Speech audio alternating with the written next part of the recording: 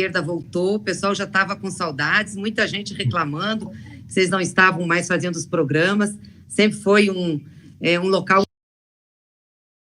um espaço de debate, de discussão. Lindbergh, Vanessa e todos que estão nos acompanhando. De fato, hoje é um dia importante para nós, dos partidos de esquerda, dos partidos de oposição.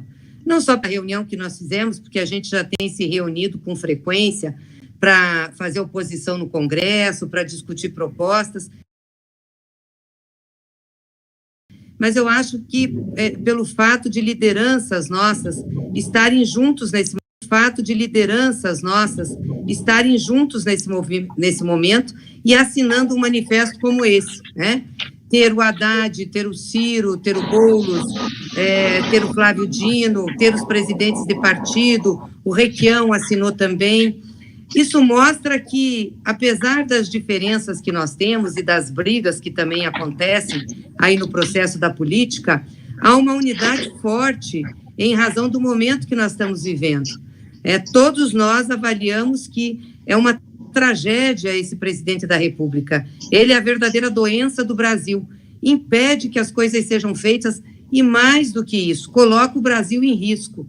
Ontem, o fato dele sair nas ruas aqui em Brasília, ir para Ceilândia, Taguatinga, foi para posto de gasolina, açougue, entrou em loja, fotografou com as pessoas, mostra a irresponsabilidade que ele tem.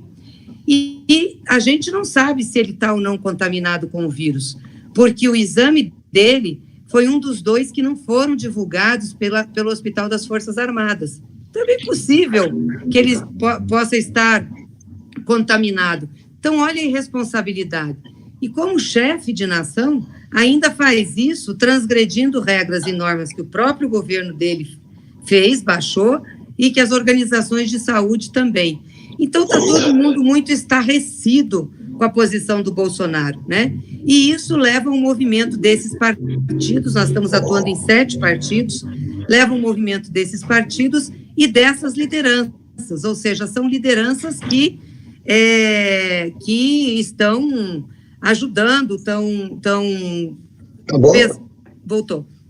pensando em que fazer, em que medidas tomarem para que a gente possa avançar. Óbvio que só assinar um manifesto não é suficiente, né? Expressa uma opinião política. Nós estamos apresentando propostas conjuntas também, propostas para tirar o povo da crise. Como você falou, a proposta da renda mínima lá, da renda emergencial. Nós queríamos um salário mínimo. Achamos que a Câmara deveria ter colocado um salário mínimo. Embora o presidente da Câmara e o Centrão tenham dito que podiam colocar 2 cotas por família, garantimos para as mulheres, mas eu achei que a Câmara foi pouco ousada. Eu espero que seja mais ousada agora na questão de assegurar os empregos e de assegurar o crédito, que é o que nós estamos propondo, uma proposta muito mais ousada, diferente do que do Guedes. E a outra coisa que nós discutimos hoje entre os partidos políticos, que eu também acho que é um passo importante, é uma ação, uma notícia crime contra Bolsonaro, por crime comum, por prevaricação, por expor a saúde da população ao risco, por não observância de norma federal, ou seja, ele tem que responder. Então, os partidos já têm uma peça que foi encaminhada pelo Eugênio Aragão, através do PT, os partidos estão estudando, os jurídicos vão se reunir, e se tiver entendimento, entre nós na política tem já um entendimento bem adiantado, se tiver entendimento jurídico, a gente vai entrar com essa ação ainda hoje, no final da tarde ou logo amanhã de manhã. Gleisi, eu só queria, viu, Gleisi, sobre essa ação contra o Bolsonaro. Desde ontem, que não há outro assunto nas redes sociais e na própria imprensa, não é, que não seja essa atitude irresponsável. Veja bem, porque não há parâmetro no mundo. Até o Trump, que é o ídolo maior dele, ele fala uma coisa, mas já está recuando. já está recuando, não só do ponto de vista das ações. Você veja, Nova York está fechada completamente, porque já está sendo o grande epicentro, né, do coronavírus, né? Além disso, ele, de cara, liberou um pacote, assim, de ajuda às pessoas, para as pessoas poderem ficar em casa. O Bolsonaro não, a primeira medida dele foi tirar salário. Gente, é inacreditável, não é, Gleisi? Tirar salário. Mas eu pergunto a você, o Twitter, você viu, né, Lindbergh? O Twitter retirou as postagens do Bolsonaro, porque entendeu que aquilo era um prejuízo, sei lá, aquilo poderia trazer um caos social, porque de quem exatamente o exemplo tem que vir positivamente, veio o contrário, que é uma autoridade da República, o Jair Bolsonaro. Então, Gleisi, essa ação que vocês vão entrar, essa notícia é crime. Se acatada pelo Poder Judiciário, ela pode dar onde? É uma notícia crime, mas que pode acontecer o quê a partir dela? Porque consistência para isso tem, né? Tem. Na realidade, a questão do Twitter inclusive, seria uma das provas dele de incentivo à não observância de regras definidas, né, para uma situação como essa. Incentiva as pessoas a descumprirem as orientações das autoridades de saúde. Mas o que acontece com uma notícia crime? A gente vai entrar com o presidente do STF, ele vai mandar a PGR, nós vamos fazer cópia também, ele vai mandar a PGR para se pronunciar, entendendo que há indícios de crime, eles abrem um processo solicitam a abertura de processo de investigação para a Câmara, solicitam automaticamente. A Câmara, o Congresso, se achar que tem indícios e tem que investigar, autoriza a abertura de investigação, e aí o Bolsonaro é suspenso do cargo por 120 dias para fazer essa investigação. Então, ele fica suspenso do cargo. É a maneira de como tirá-lo mais rápido de um processo de condução do que está acontecendo. Não vou entrar no mérito da política, não estou aqui advogando para o vice, nada. É que é tão bárbaro o que ele está fazendo, é uma coisa tão maluca que as pessoas estão muito impactadas. Como que um presidente desse consegue coordenar um processo de enfrentamento a essa crise? O certo seria o Congresso Nacional, junto com os governadores, assumirem isso. Porque quem está fazendo o enfrentamento hoje são os governadores e são os prefeitos. E o Bolsonaro centralizou compra de respirador, centralizou compra de máscara, centralizou tudo. Ou seja, os governadores não têm autonomia, inclusive para fazer compra, para poder combater a crise. Então, é uma situação muito difícil, né? E agora ele acabou também de ter uma ação no Supremo que dá poderes imensos para ele centralizou tudo, a questão orçamentária, a responsabilidade fiscal foi suspensa, que eu acho bom, só que ele está centralizando tudo, ele não tem, nem o comitê de crise ele está ouvindo mais. Ô Gleisi, deixa eu te falar aqui, eu queria falar um pouco, a gente vai voltar para essa questão do Bolsonaro, quem está nos assistindo aí agora, sobre a crise política, eu acho que o Bolsonaro está perdendo as condições de continuar sendo presidente da República, isso é uma coisa muito rápida, acelerada. Agora, hoje, o estágio que a gente está é o seguinte, as pessoas estão muito preocupadas com tudo, preocupadas com a saúde e preocupadas com a vida concreta. Né? No começo, essa posição do Bolsonaro, aí, irresponsável, suicida, né? É o único líder, nem o Trump está mandando um confinamento agora, realinhou a sua posição, né? Por outro lado, você tinha uma direita liberal aí, na Câmara, e a própria Rede Globo, que falava confinamento só, né? Eu acho que o PT, na verdade, eu queria que você falasse sobre isso, é quem mais podia falar na possibilidade de conciliar a luta contra o coronavírus, da prevenção da saúde, mas da manutenção da renda. O Estado tem que entrar dando dinheiro para que as pessoas fiquem em casa, não só para os trabalhadores informais e desempregados, mas para os trabalhadores formais também, porque não tem jeito, o dono de um pequeno restaurante, ele vai quebrar. Só tem um jeito, na Inglaterra, o governo do Boris Johnson, que é um governo de direita, tomou a decisão de pagar todos os salários dos trabalhadores da iniciativa privada, 80% dos salários, Vanessa. Porque, veja bem, a gente está vivendo um período que é de paralisação econômica global. A gente tem que passar esse período e depois ter um plano de recuperação econômica, porque esses neoliberais que foram convertidos agora ao keynesianismo, viu, Vanessa? Eles agora falam em gasto público. Mas estão dizendo, daqui a pouco a gente tem que voltar a fazer um ajuste fiscal. Não tem jeito. A gente vai ter um período de recuperação da economia. Nós temos que mudar de modelo econômico. Eu queria muito que você falasse agora aqui quais são as propostas do PT para dialogar com esse povo, né? Quais são... E se você não sempre fala... Eu estou sentindo falta, muito, do Lula falar mais sobre esse programa, essas propostas, porque o Lula fala ao coração do povo. Uhum. E nós estamos tendo a volta da miséria com a violência muito grande no país. Uhum. Acho que o Lula pode falar, olha, nós não vamos aceitar a volta da pobreza. O governo tem que ter responsabilidade, cuidar da saúde das pessoas, mas garantir renda para os trabalhadores, para salvar as pequenas e médias empresas. Então, eu queria que você falasse um pouco sobre essas propostas do PT e como elas podem dialogar com esse povo que está sofrendo nas ruas do país. Então, nós estamos com um conjunto de propostas que são muito mais ofensivas que o governo. O governo está se vangloriando que está fazendo propostas. Primeiro, são propostas tímidas. Segundo, não saem do papel. Até agora, não tem nada de concreto que impacte a vida das pessoas. E o Guedes deu uma entrevista dizendo que, passada a crise, ele vai voltar com as reformas. Ele é maluco, né? Totalmente doido, porque a economia vai ficar no chão do jeito que a gente tem. Ontem nós fizemos uma reunião com os nossos governadores. O Rui Costa, da Bahia, estava dizendo que lá já caiu em 40% a emissão de nota fiscal do setor de comércio e serviço. Gente, isso é impactante. Então, imagina como é que vai estar a economia. Não é que o PIB não vai crescer, vai ser zero, vai ser negativo, e vai ser muito negativo, por conta dessa situação. E o governo não socorre. Então, nós temos tudo para ter uma crise se não tiver muito dinheiro público colocado.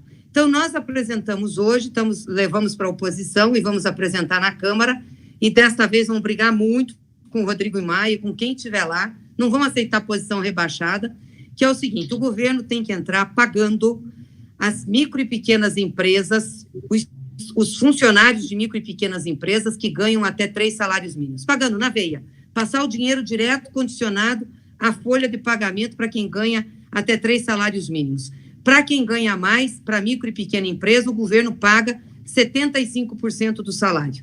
E aí a micro e pequena vai dar um jeito, que eu já vou dizer como é que é, porque a gente está fazendo uma proposta de crédito também.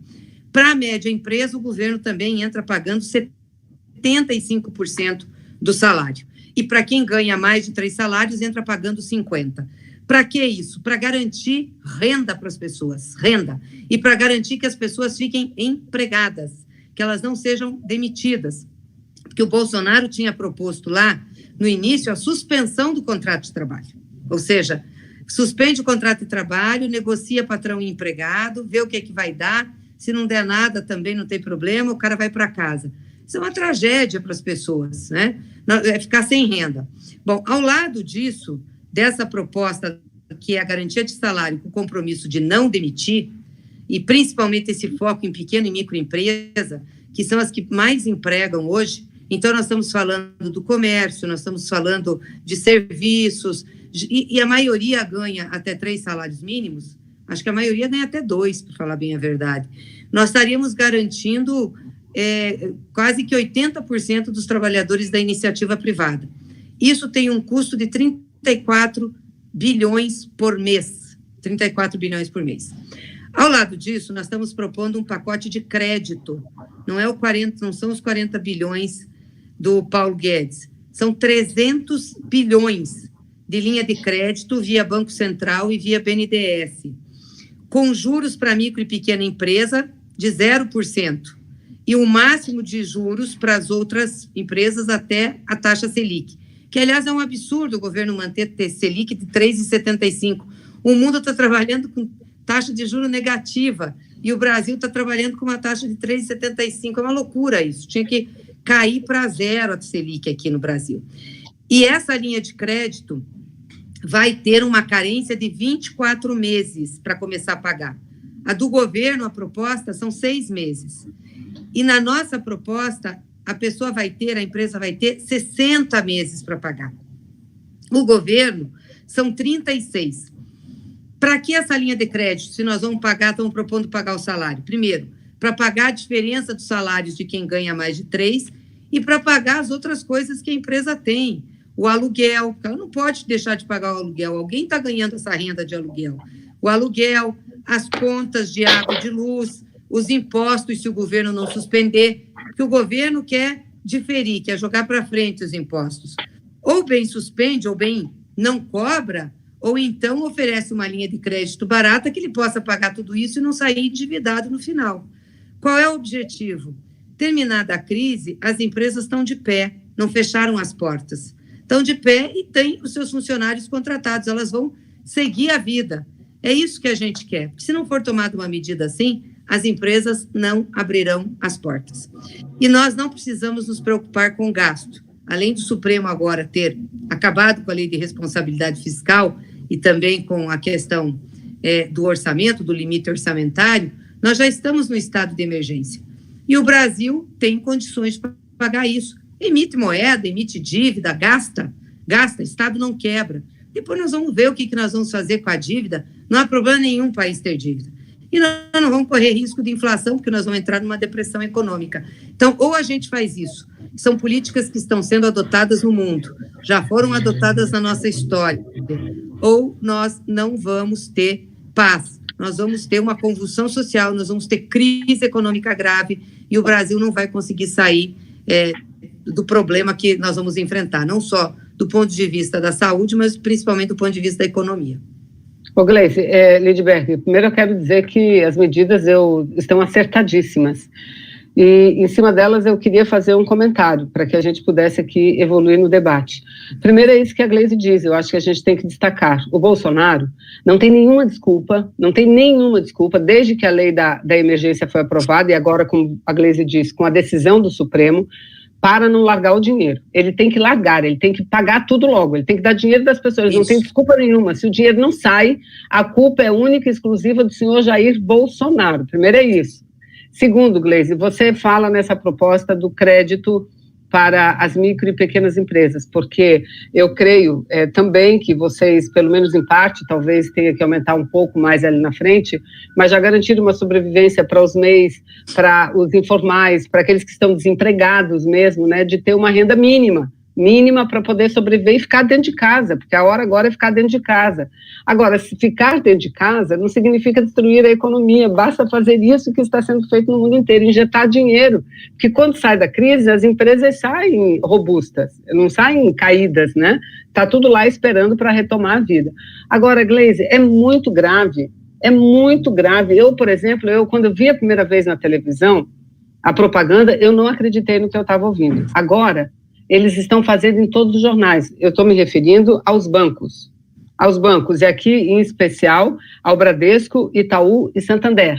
Eles estão soltando uma nota dizendo o seguinte: Bradesco, Itaú e Santander juntos atendem 500 mil pequenas empresas que são clientes, e essas empresas geram mais de 5 milhões de empregos e salários. E aí, a partir de agora, segundo os bancos, essas empresas poderão garantir os salários dos trabalhadores por 12 meses, através de um financiamento desses bancos.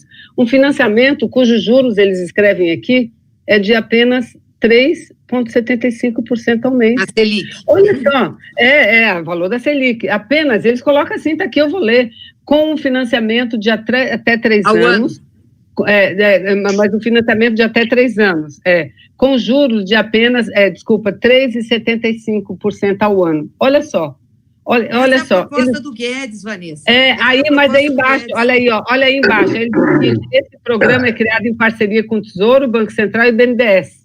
Ou seja, eles pegam dinheiro público para ganhar dinheiro. Em cima da propaganda aí. E o pior, mas... Isso é um crime, Ô, Vanessa, público. Diga.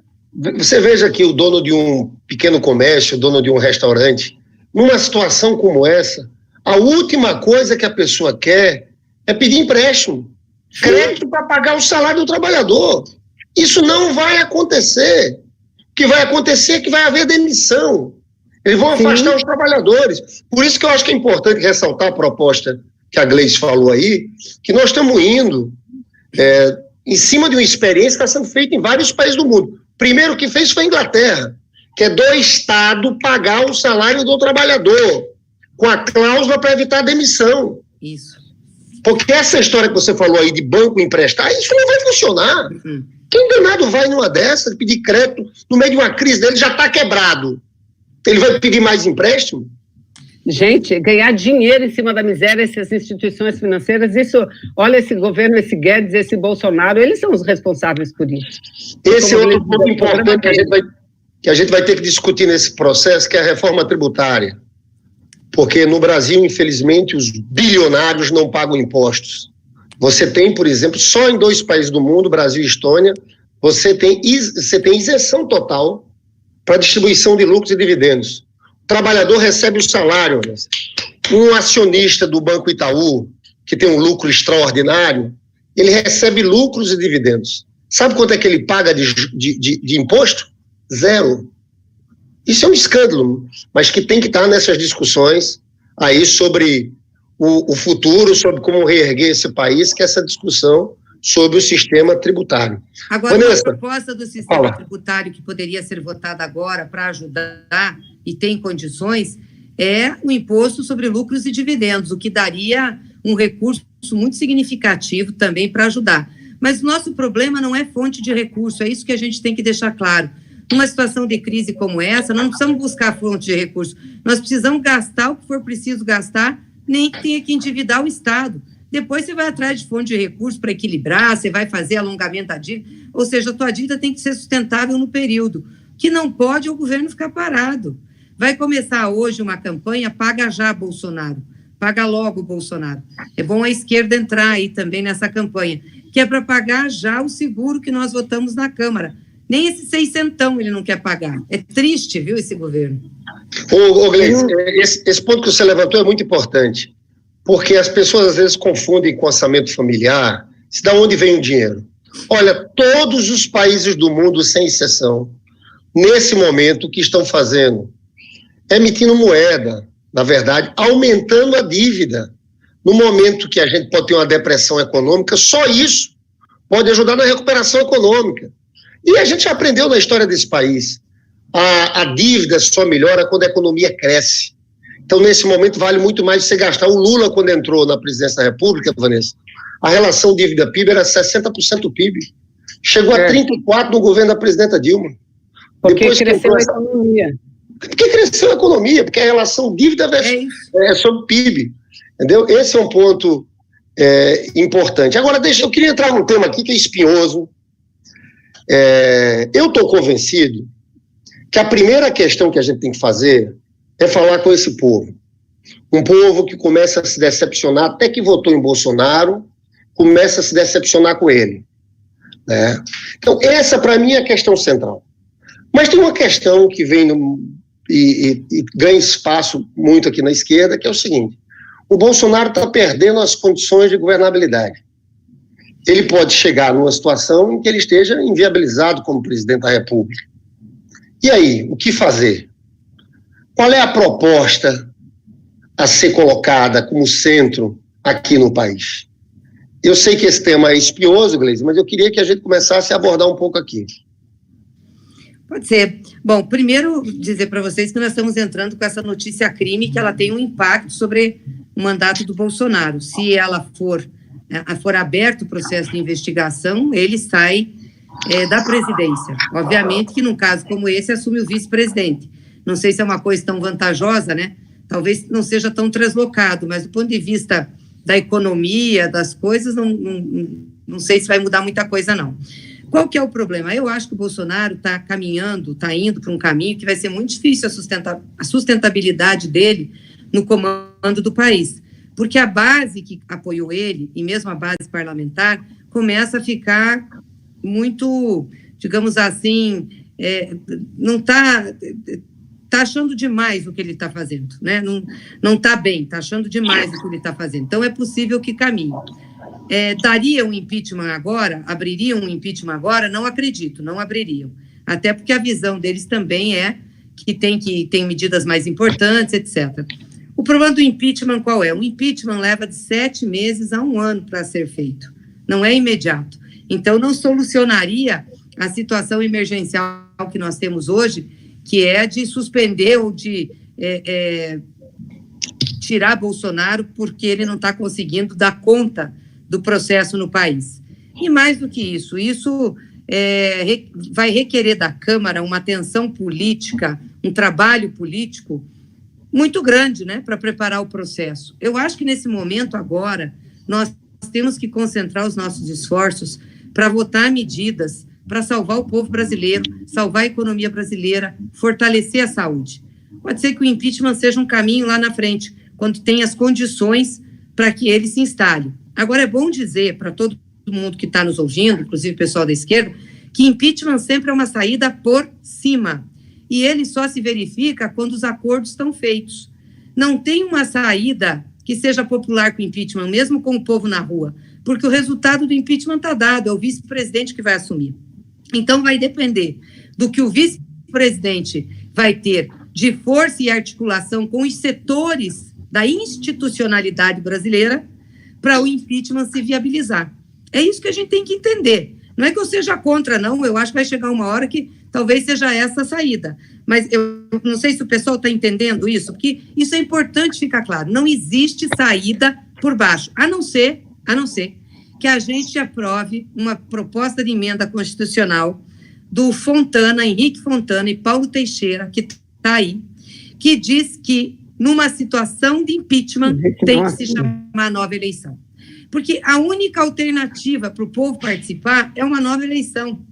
O impeachment não dá nova eleição. Então, eu quero repetir, é sempre uma saída por cima, um acordo das forças institucionais e, geralmente, das forças conservadoras, que são as predominantes no parlamento e também no judiciário, como vice-presidente, para que se possa recompor a situação.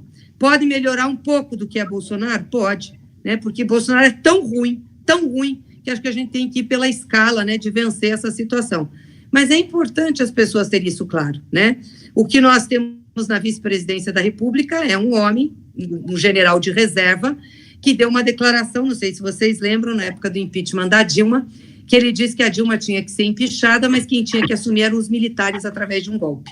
Pode ser que ele tenha mudado de lá para cá, pode ser que as relações com o poder, a pressão o faça mudar, mas nós estamos falando de um homem desse quilate, né?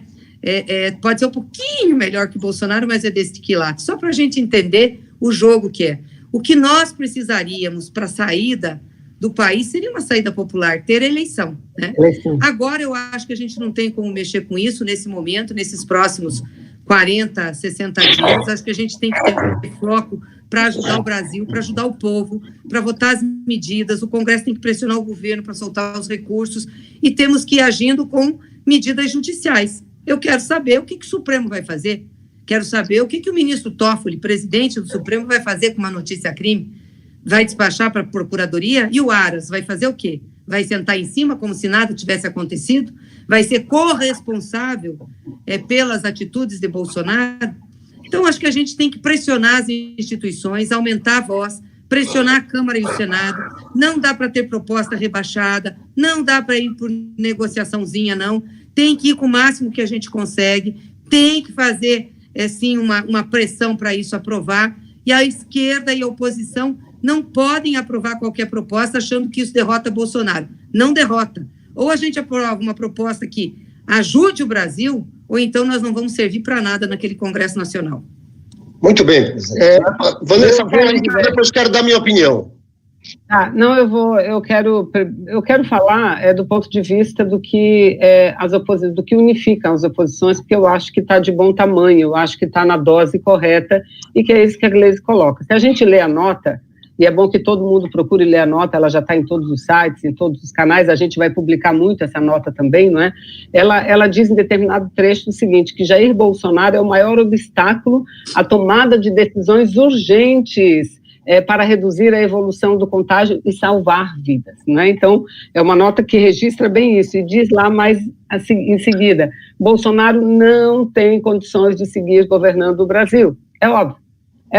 Então, nós concordamos nisso. Agora, como se darão os desdobramentos é que é a questão. Por exemplo, vocês estão falando bastante aí as opiniões do Partido dos Trabalhadores. Nós tivemos, na última sexta-feira, uma reunião da comissão política de meu partido, PCdoB, de dia inteiro, por videoconferência e tal. É bom porque a gente se aprimora nesses novos e modernos mecanismos, né, Gleisi?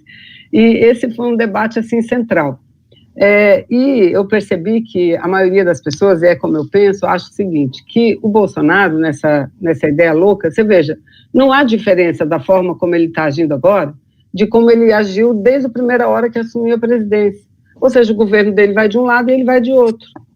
Só que agora, o que ele tem que entender é que nós não estamos discutindo só uma proposta de reforma, nós estamos discutindo a vida das pessoas. A gente vive uma crise mundial, não é? Uma crise mundial. Então, é a mesma tática. Agora, o que ele pode estar querendo? Aí eu quero agregar isso. O impeachment hoje talvez seria a isca que ele estaria jogando para poder ter o argumento, a justificativa de dizer, tá vendo? Eles querem fazer um golpe. Então, eu tenho que me segurar para tentar fechar o regime. Acho que nós temos que ir com bastante cuidado, com bastante cautela, e é isso que a Gleisi diz. Nós estamos indo com muita cautela. Se a gente vê, nenhum de nós está levantando a bandeira de impeachment. Agora, nós não podemos fechar os olhos às ações criminosas que ele comete, porque aí seria conivência. Ele comete um crime atrás do outro e os partidos e a gente ficar calado seria um equívoco, né? Então, eu acho o seguinte, Gleisi, eu acho que é isso. A gente precisa, viu, Lindbergh, a minha opinião, a gente precisa ir mostrando para as pessoas quem é o Bolsonaro, porque aí ele vai se enfraquecendo, e aqueles que até ontem estavam ao lado dele vão abandoná-lo e vir para o lado de cá. É isso que a gente precisa, nessa hora, trazer correlações de força para o lado lúcido, para o lado correto, né? Então, acho que a gente vem fazendo isso, aos poucos vai fazendo, garantindo a sobrevivência das pessoas, que o Congresso está fazendo.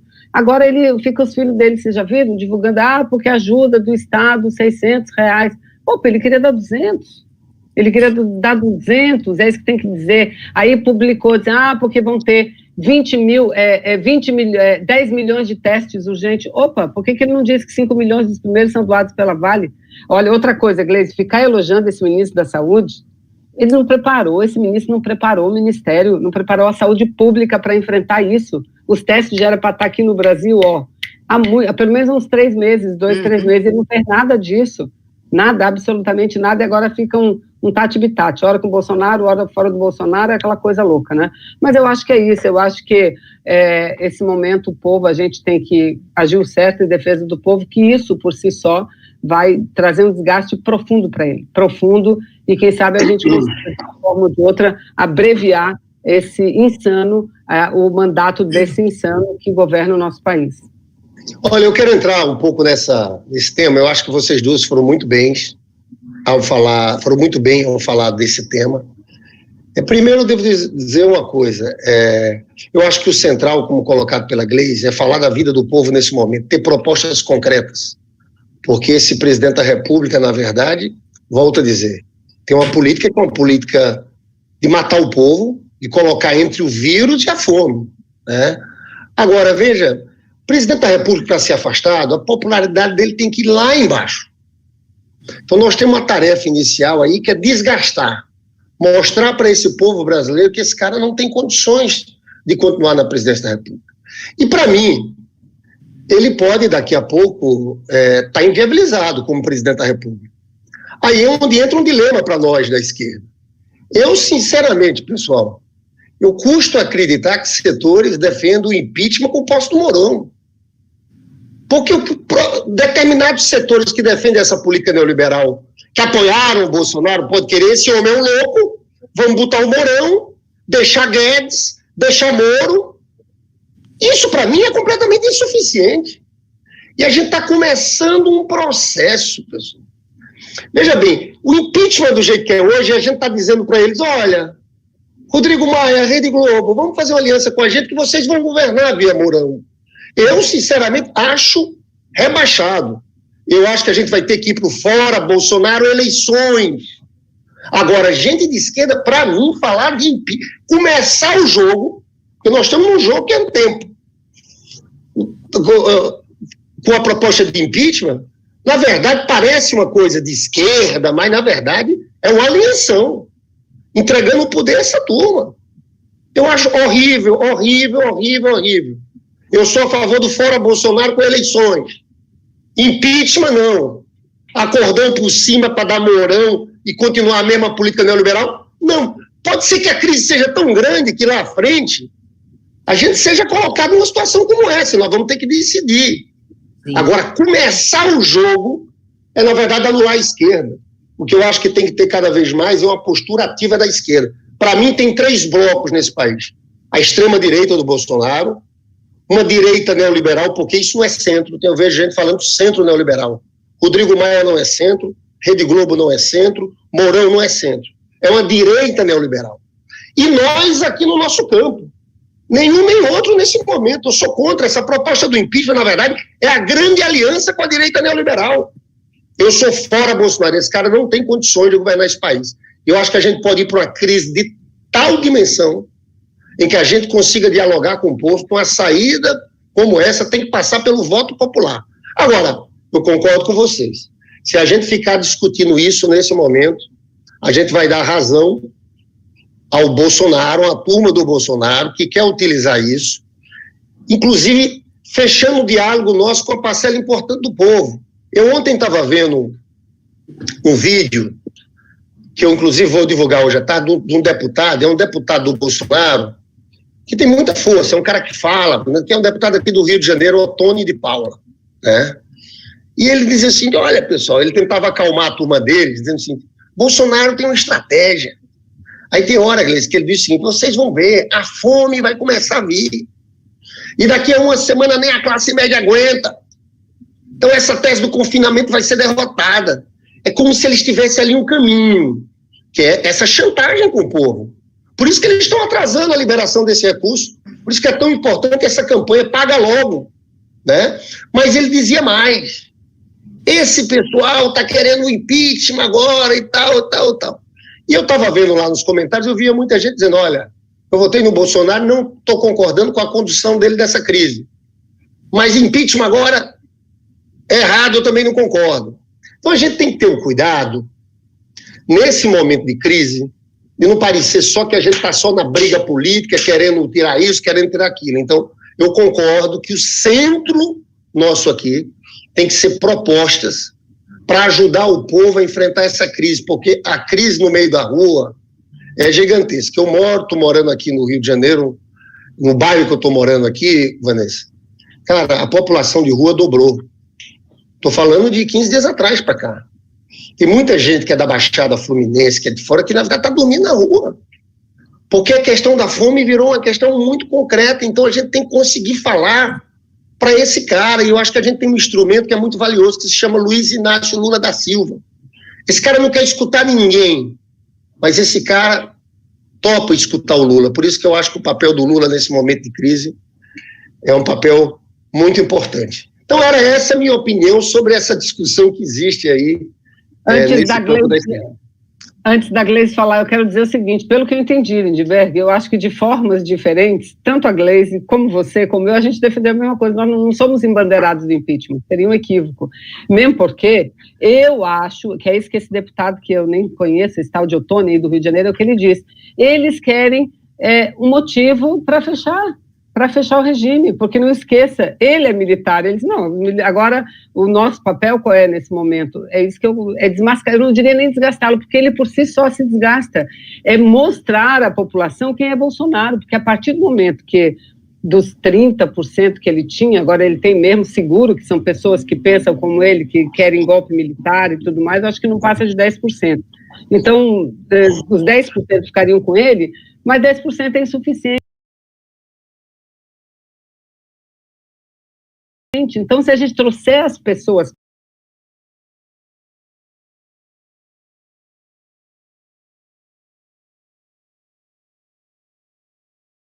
para cá, né, a opinião pública do lado de cá, e não é para o lado de A ou de B ou de não sei o quê, vamos esquecer, gente, é o lado da sensatez, é o lado daqueles que querem ver o Brasil continuar se desenvolvendo e as pessoas sobrevivendo nesse começo. Então, se a gente conseguir fazer isso, eu acho que mais ali adiante a gente pode, repito, encontrar uma forma, e aí sempre pela democracia. Não vamos nos esquecer, não é, Gleisi? Que ninguém fala isso agora por demagogia, não. Quem mais do que vocês, do que nós todos, ela própria, a Dilma, eu me refiro, defendia aquela época eleição direta, porque quando ela viu que dificilmente reverteria o quadro no parlamento, que havia um pacto político para derrubá-la, e é político, gente, não adianta, aqui não teve crime, não teve coisa nenhuma, foi político. Quando ela viu, ela foi a primeira a dizer, olha, eu abro mão do meu mandato para uma eleição direta. Então, eu acho que é nesse sentido que a gente tem que trabalhar, mas eu acho que a gente vai ter a responsabilidade. Tenho certeza que nós vamos sair dessa muito maior do que a gente entrou, viu, o povo. Ô Gleisi, eu queria te fazer uma pergunta. Hoje teve essa reunião da oposição. Isso aí, como falava a Vanessa, foi um feito. Juntar no mesmo documento Haddad, Ciro Gomes, né, com Dino, Boulos, os presidentes de partidos, isso foi um feito. Só quero ver o Lula entrar. Eu estou esperando ainda o Lula entrar, viu, Lindbergh? Eu também estou esperando o Lula entrar. Acho que o Lula tem que estar presente também. Não, eu sou da tese que o Lula, mais que presente, o Lula tem que estar falando mais sobre essa crise. É uma opinião minha. Eu tenho conversado com algumas pessoas. Eu acho que a gente, na semana passada, o Lula tinha que ter falado um texto, gravação curta de 1 minuto e meio. Ele fez uma entrevista com a Haddad de 40 minutos. Ninguém assiste 40 minutos. Só os nossos militantes. O povão é para falar para a juventude, para o povão, para o cara, para a trabalhadora doméstica, para o porteiro que gosta do Lula. Então, na semana passada, eu estou convencido que ele tem que ter falado desse programa. Um salário mínimo para cada um. É isso que as pessoas... O Lula tem esse peso, né? Mas veja bem, essa é a minha opinião aqui. E acho que o Haddad também tem que falar mais. Mas ontem eu recebi uma ligação do Noronha. Noronha é um dos grandes nomes da saúde pública desse país, com a sugestão, e eu não sei se existe maturidade, eu sei que não é fácil isso, sobre a possibilidade de construção de um gabinete paralelo para enfrentar essa crise. Porque tem um governo que não é governo. Você acha possível, a partir dessa reunião dos partidos de oposição, hoje houve uma reunião muito positiva, houve essa nota, será que seria possível montar, pelo lado da oposição, um certo gabinete paralelo, com nomes em cada área, um nome na saúde, um nome na educação, para dar uma alternativa com mais visibilidade para essa crise? A gente já teve uma experiência de gabinete paralelo, governo paralelo, depois de 89, quando Lula perdeu a eleição para o Collor. Mas ali era uma questão de governo, né? Ou seja, era para a gente acompanhar as políticas de governo e fazer as contrapropostas. Mas ele dizia mais. O meu medo, o meu receio, é que a gente faça um negócio desse, crie expectativa com a população e a gente não consiga dar resposta. Nós estamos num momento de crise. De certa forma, a gente já está fazendo algo que é colocar para o governo quais são as propostas que nós temos, né? Colocamos na área de renda para as pessoas que não têm trabalho formal, agora para o trabalhador formal. Temos uma equipe trabalhando na saúde. Vamos lembrar que a gente tem 3 ex-ministros, né, pelo menos do PT, que é Humberto Costa, o Padilha e o... Chioro, então, que tem ajudado. Na área da economia, nós também temos. Ou seja, a gente tem construído as propostas para poder apresentar.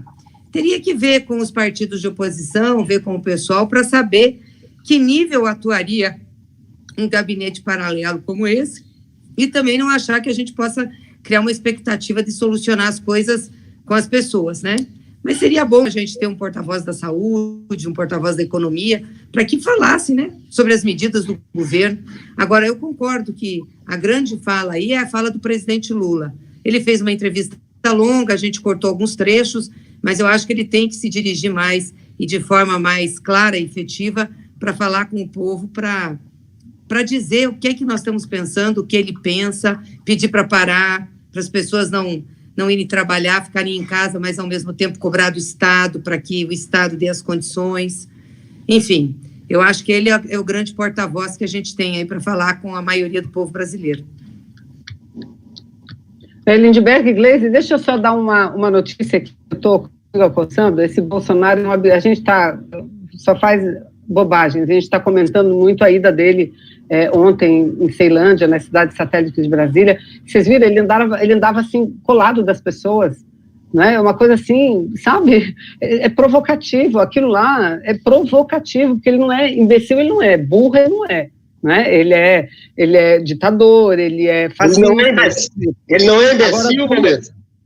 Não, ele não burro, ele não é, Lindbergh. Então ele sabe o que ele está fazendo, ele sabe o que está fazendo. Em Manaus, a carreata, grande carreata, estava marcada para hoje, dia 30.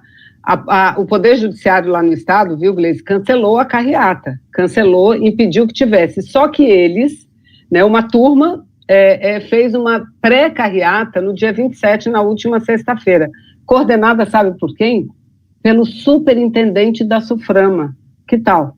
Superintendente da SUFRAMA, que é o maior órgão público federal no estado, coordenou uma carreata de preparação para a grande carreata que seria hoje. E sabe o que ele fez? Ele chama Coronel Alberto Menezes. Sabe o que ele fez? No meio da carreata, ele fez uma chamada de vídeo com o Bolsonaro, pegou o telefone, assim, chamou o Bolsonaro, e o Bolsonaro entrou e saudou a carreata toda. Você veja, esse homem não tem jeito, gente. Esse, sabe, lá também tem várias ações. Deixa eu te dizer uma coisa.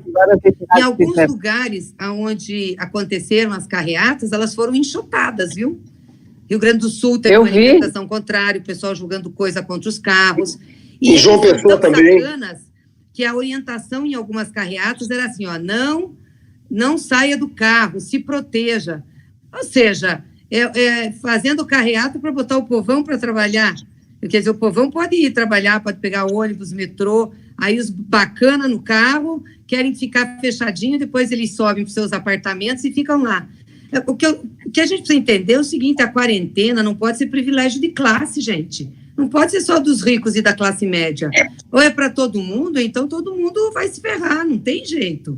Aliás, eu acho que a gente tinha que requisitar, conversamos isso com os governadores, para eles requisitar todos os leitos dos hospitais privados para serem administrados pelo SUS, pelos estados, entendeu? Porque a hora que começar o problema, que vai precisar de leito, o rico fica na porta do hospital como o pobre fica. Não tem diferença nisso. Porque eles estão Isso foi feito na Espanha, Gleice. Isso foi feito na Espanha pelo governo do Pedro Sanches. A rede privada, ele pegou a administração de todos os leitos de UTI. Teria que ser feito aqui também. Porque aí você garante aí, é o seguinte, a classe média, o rico que tem plano de saúde vai saber que não vai ter diferença, entendeu? Se tiver um problema, ele vai ser afetado também, vai ter que ficar na porta do hospital esperando o leito. Viu, Gleice, Lindbergh, você principalmente, Lindbergh, que vive aí no Rio de Janeiro, o governo tinha que estar se preocupando, em vez de estar andando no meio das pessoas, colocando em risco a vida de milhares, se preocupando também em como melhor alojar as pessoas que vivem na favela. 30 pessoas num quartinho, em 2, 3 cômodos, não é? E aí também eu estou vendo que em vários países os hotéis que estão desocupados, né? Os hotéis já, o governo entrando, pedindo também alojamento para essas pessoas. Eu acho que é isso que devia estar na ordem do dia. Porque como que alguém vai fazer quarentena se 3, 4, 5 da família tem que sair para trabalhar e tem que sair porque trabalham em lugares essenciais, limpeza pública e tudo mais, não é? Como é que vai se resguardar com um monte de gente dentro de casa? Ô, Vanessa, você está certíssima. Olha, nós temos mais 4 minutos. Sobre isso você fala das favelas, nós estamos tendo aqui na Rocinha falta d'água num momento como esse. Olha só. Então, é impressionante como, num momento como esse, é o povo pobre, o povo trabalhador, quem mais paga, quem vai estar desassistido. Eu, sinceramente, Gleice, a fome aqui no Rio, eu tenho um grupo de Zap que eu fico falando com as pessoas, a quantidade de gente que está falando, cara, acabou comida aqui. É impressionante. Então, nós estamos entrando num momento de muita gravidade. E o Bolsonaro quer criar esse dilema, ele quer forçar as pessoas a saírem, está pouco se lixando, vão retardar esse seguro renda mínima aí, que a gente está chamando de seguro quarentena, vão retardar. Agora, veja bem, esses economistas que foram aqui no Brasil, teve um processo interessante, quando você assistia aquela Globo News, esses economistas neoliberais do Brasil, até 10 dias atrás, estavam defendendo para o enfrentamento da crise o aprofundamento das reformas neoliberais. É mais ajuste fiscal. Quando viram que o mundo todo foi no outro caminho, tem um economista chamado Alesina, Gleice, que foi o cara que teorizou a tese de o ajuste fiscal expansionista. E tanto ajuste fiscal, a economia pode crescer. Era uma loucura. Esse cara assinou um documento dizendo que agora é hora do gasto público. E aí esse pessoal aqui no Brasil, depois do mundo inteiro virar, esses economistas neoliberais agora, todos disseram, tudo bem, temos que ir para um gasto público. Parece que viraram keynesiano. Só que todos começam a dizer, todos, Samuel Pessoa, Armínio Fraga, olha, daqui a pouco vai ter que vir um ajuste fiscal fortíssimo. Né? Eles falam, olha, agora, nesse período, agora 4, 5 meses, é isso. Daqui a pouco um ajuste fiscal fortíssimo. Eu falo isso porque esse é um debate que tem que ser feito. Isso aqui não tem jeito. Tem gente que fala muito do plano Marshall depois. Uma coisa é o momento, você tem que fazer o New Deal, plano Marshall de reconstrução. Eu não gosto muito dessa história de falar do plano Marshall, porque aquilo foi um experimento com apoio norte-americano para evitar, inclusive, a vitória dos comunistas na Itália, Togliatti, mas isso é outro debate. O fato é que nós vamos ter um plano de recuperação econômica que passa, por médio e longo prazo, por um outro modelo, com o Estado mais presente. Eu queria, Gleice, que você falasse um pouco sobre isso, porque os neoliberais estão querendo dar uma pausazinha e daqui a pouco voltam. Eu acho que a gente tem que aproveitar esse momento para dizer que é necessário a ruptura com esse modelo neoliberal. Eu queria que você falasse um pouco sobre isso. Os liberais sabem que para salvar a economia, só o Estado.